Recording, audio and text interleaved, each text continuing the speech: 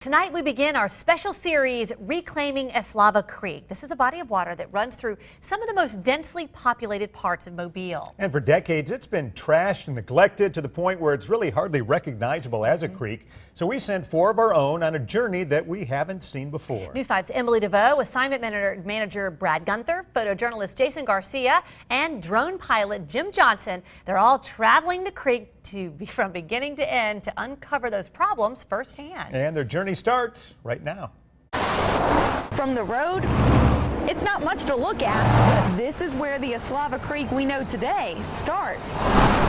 It's a drainage ditch behind Dreamland Barbecue. Just like this water will eventually find its way to Dog River, so will we, and we have everything we need for the trip. One down. What else do you need there, adventurer? I need my Mountain Dew.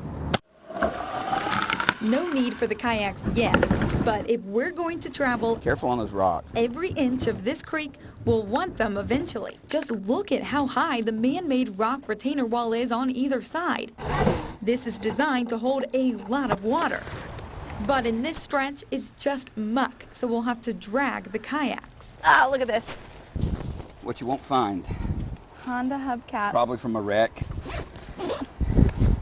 Figured we can put our cool stuff in. We're down here, we might as well. First treasure. On we go. Trash shouldn't come as any surprise. You said you forgot your flashlight? Oh, I'm There adding we this go. to the bag. Flashlight. It's the one thing nearly everyone thinks about. We're off to a good collection. When you mention Eslava Creek. What you don't realize, unless you trudge through the muck yourself, is how many creatures live down here. I'm amazed that there are all these little minnows. Hopefully we don't need the snake bite kit. Sure, we know it's only a matter of time before we see at least one. Oh boy. But I don't do snakes. Oh, snake! Obviously. Yeah, there is. Really So stay back. We haven't even gone like 2 football fields and there's already a snake. Well, I mean, it's wild. I mean, and it's wet. All right. So we're going to see wildlife. It doesn't take long. There's another snake in here. Before we get to a spot we think we might actually be able to kayak. If you didn't know any better, you'd think we were in the middle of the wilderness somewhere. Oh gosh, this is where the snakes are. But News 5's drone pilot, Jim Johnson, pops that illusion right away. We're still by the interstate, which you can see off to the left. It's getting very, very soft through here. From the sky, you can really see how overgrown it is. It takes us more than 20 minutes just to drag the kayaks a short ways to Woodwork Street, where we can finally take them out. From here, we're about halfway between Old Shell and Dolphin Street, and we can't go any further. And that's where we'll use our drone. You can see why we can't walk this stretch. The plants reach the top of the bank on either side. Remember, this is supposed to manage stormwater, and yet you can't even see the bottom. Removing these plants would do nothing to control flooding. Botanical Gardens Director Bill Finch tells a very different story about the Eslava Creek we see today. This isn't how Eslava Creek used to be. I can sort of read, looking at some of the plants here, I can sort of imagine some of the ways it used to be. Look, there's a beautiful plant, we call it thalia. I think that used to be in abundance in Eslava Creek.